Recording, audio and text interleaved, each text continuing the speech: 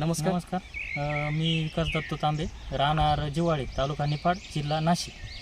त्याच्या प्लॉटमध्ये तुम्हाला SK बायोबेज उत्पादनांचा कसा रिझल्ट जाणवला? रिझल्ट डम्पिंग होत होती प्लॉट 50व्या दिवशी. तर पहिलं ॲप्लिकेशन EZ07 आणि TV03ची ड्रिचिंग केली.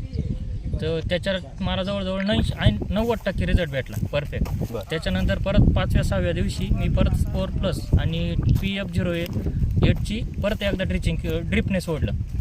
तर 100% आता एक पण झाड नाही. त्याच्यानंतर फक्त एखादं झाड झालं असेल तर त्याच्यापर्यंत पाणी पोचलं नसेल म्हणून अडचण आली असेल.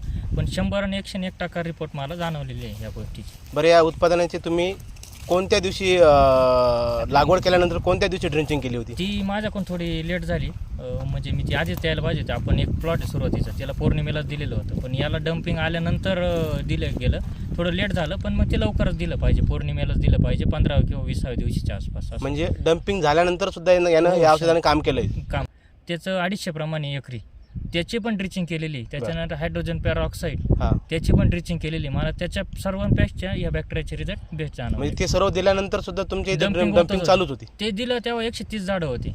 त्याच्यानंतर ते देऊन पण 400 झाडं झाली जवळजवळ पूर्ण प्लॉटमध्ये. नंतर हे झाल्यानंतर आता फक्त एखादं अर्ध झाड असेल कदाचित इकडे तिकडे. म्हणजे तुम्हाला एकंदरीत या उत्पादनाचा कसा पद्धतीने रिझल्ट आला? 100% रिझल्ट रिपोर्ट आलेला आहे डम्पिंगला. तुम्ही समाधानी आहात? समाधानी म्हणजे डोळे झाकून एकदम. धन्यवाद SK बायोबेज.